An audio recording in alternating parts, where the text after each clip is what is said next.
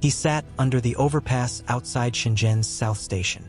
Early 20s, thin, pale, holding a cardboard sign that read, "Need work. Will do anything." Crowds passed. No one stopped. Not because they didn't care, but because they'd seen too many just like him.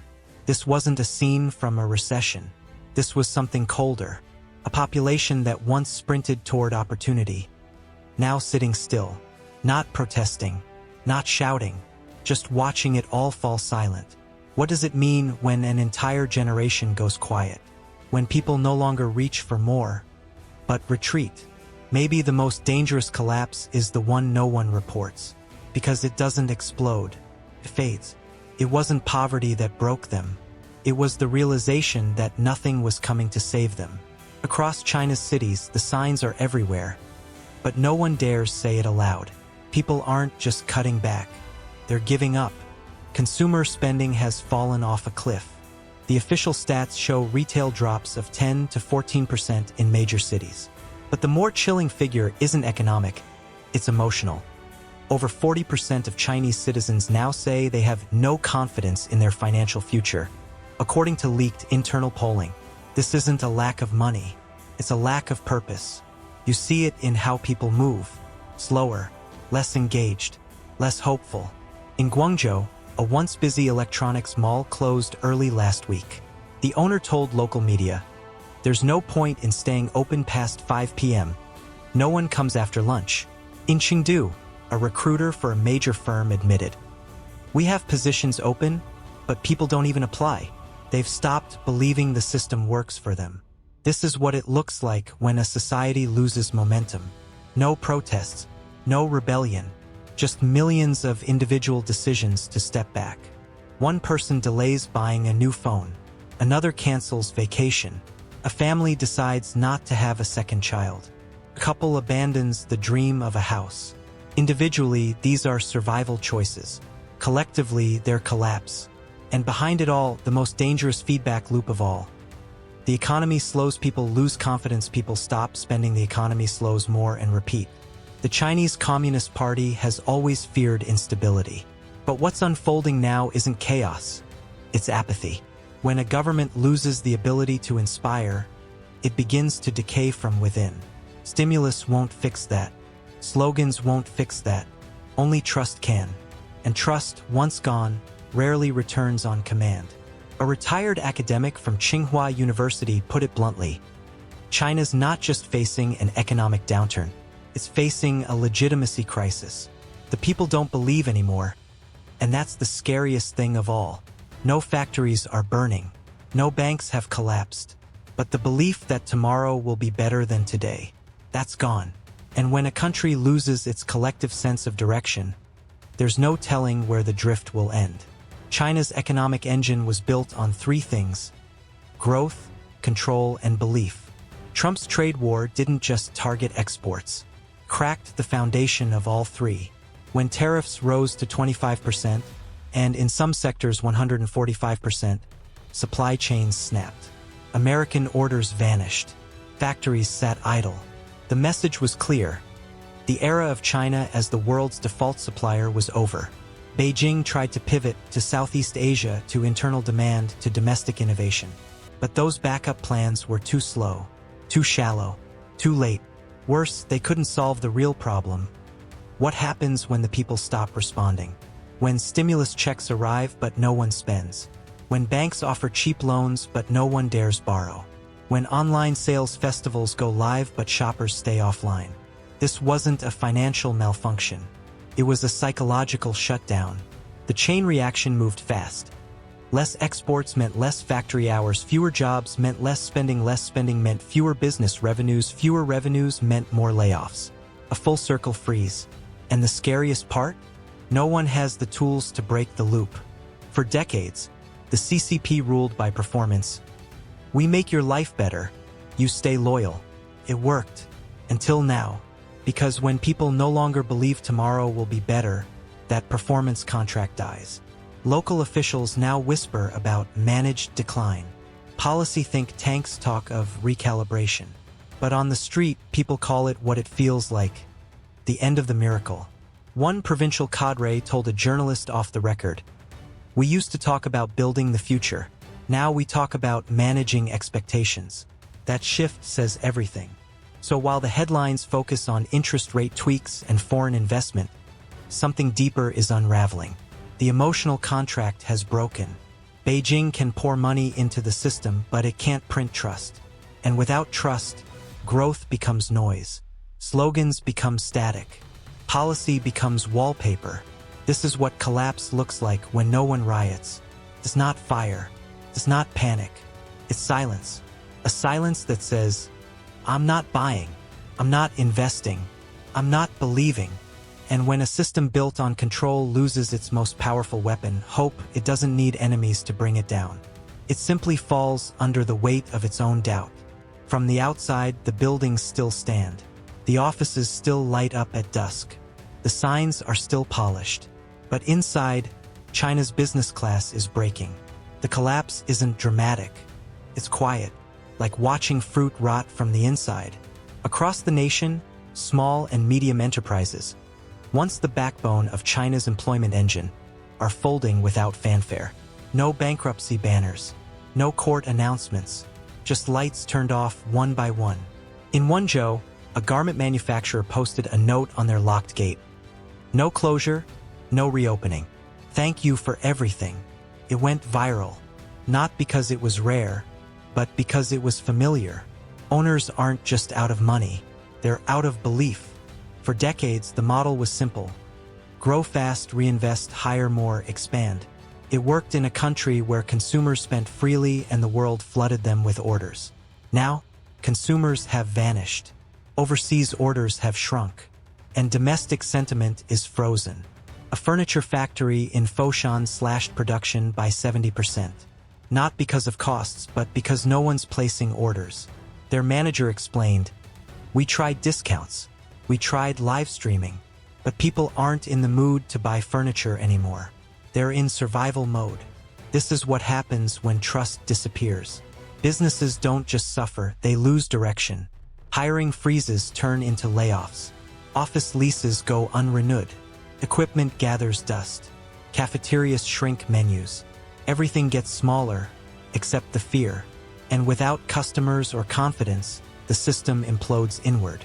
Business groups are sounding the alarm. In a recent survey, 64% of SMEs reported serious or existential stress.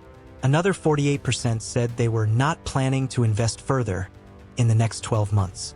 Even the tech sector, once insulated by global ambition, is now hesitant. Startups are delaying product launches.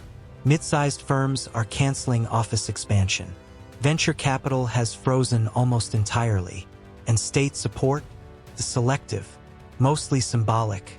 A few tax breaks here, PR campaign there, but none of it addresses the root issue. Demand has collapsed and belief is dying.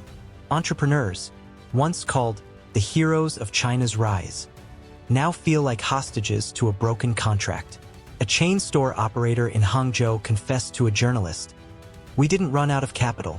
We ran out of reasons to keep going." And that mindset is spreading. China's business ecosystem was never just about money. It was about momentum, a belief that if you pushed forward, the system would reward you. Now, pushing forward feels pointless. And when businesses give up, not because they fail, but because they no longer believe they can succeed, that's when an economy enters freefall. Not all at once, but inch by inch. Behind closed doors, officials beg companies to stay optimistic. They host investor roundtables, publish glossy growth reports.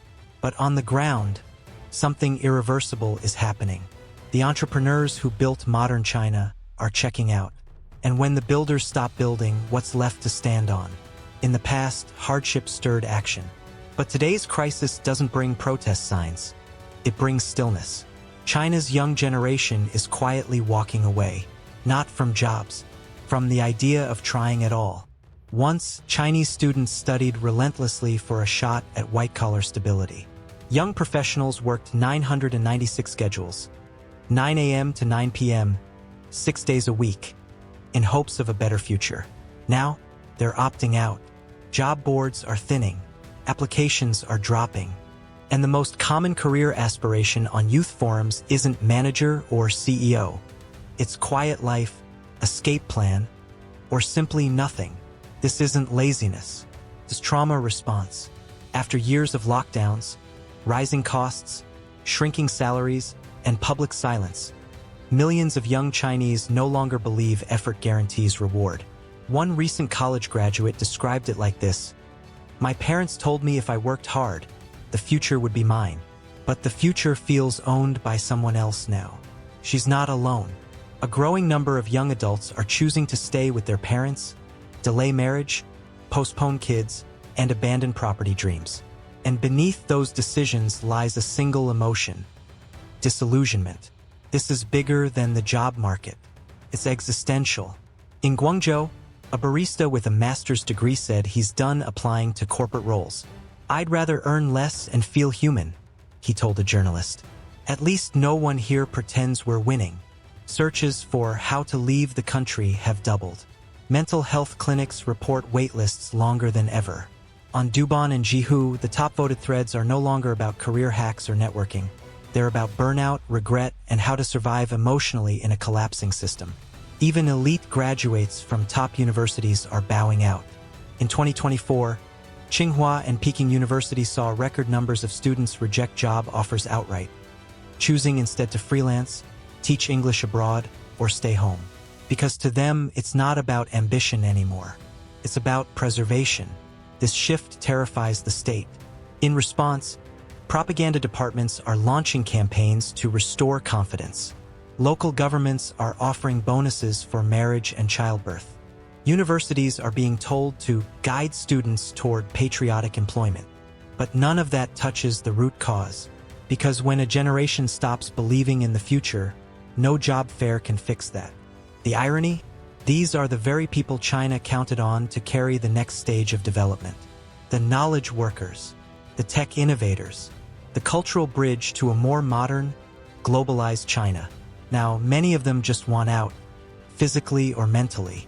And when that kind of human capital checks out, the losses aren't just economic. They're spiritual. One WeChat post summed it up simply: "We're not afraid of failing. We're afraid of succeeding in a world we don't want to live in." That line was shared over 5 million times before it was taken down. But it's still being whispered, in cafes, on trains, in the long pauses between conversations. This isn't rebellion, it's retreat. And no nation can lead the future when its future no longer wants to follow. For decades, global investors saw China not just as a factory, but as the future. A rising middle class, a consumer superpower, a market no one could afford to ignore. That era is ending. Foreign companies are no longer betting on the Chinese dream. They're hedging against it. In 2025, foreign direct investment into China dropped to its lowest level in nearly 2 decades. Big players like Apple, Adidas, and Volkswagen are expanding elsewhere. India, Vietnam, Mexico, not because they hate China, but because they can't wait anymore. They see what's happening. They see the stillness. Malls are empty. Workers are quiet. Data is censored. And behind the facade of recovery, the global business community senses the deeper truth. China's internal engine has stalled. Not mechanically, psychologically. International executives speak carefully on camera. But in private meetings, they're blunt. You can't grow a business in a market that doesn't believe in growth. The shift is seismic. What was once China +1 is now China, maybe never. Supply chains are diversifying. Investment portfolios are rebalancing. Conferences that used to sell out in Shanghai are now relocating to Jakarta. Even global institutions, once cheerleaders of China's rise, are cooling. The World Bank cut forecasts. Credit agencies issued cautious outlooks. Western universities are slashing China-based programs due to declining interest and funding. Beijing responds with calm defiance. The fundamentals are strong, but confidence isn't built on fundamentals. It's built on momentum, and momentum is moving elsewhere. Africa is rising. Southeast Asia is booming. Latin America is opening up. And while these regions have challenges, They offer one thing China can't right now: optimism. When international firms look to expand, they're not just chasing markets. They're chasing energy, youth, risk appetite. And in China, those lights are flickering. This isn't a punishment. It's a pivot. Because even the most loyal investors can't wait forever. A European tech CEO recently said off record, "We still want to do business in China, but we can't build strategy around silence." And that's what China has become in global boardrooms: a silence, a hesitation, a warning sign, not because it failed, but because it paused and the world didn't. Now, the dream of selling to 1.4 billion upwardly mobile consumers feels outdated, replaced by caution, by risk assessments, by Plan B. And the longer the internal freeze lasts, the harder it will be to win back that attention. Markets don't wait. Investors don't linger. And when the future stops knocking, it doesn't always come back. This isn't how great powers usually fall. Not with war, not with revolution, but with a slow national exhale. One business closes. One graduate gives up. One family stops dreaming. China's collapse isn't explosive, it's ambient. It's happening in the quiet decisions of people who no longer see a reason to believe. There's no drama, just drift. And the question isn't when China will crash. It's whether a country can survive after its people let go of the future. Because when belief dies quietly, it doesn't get headlines. It gets forgotten. And maybe that's the most dangerous ending of all.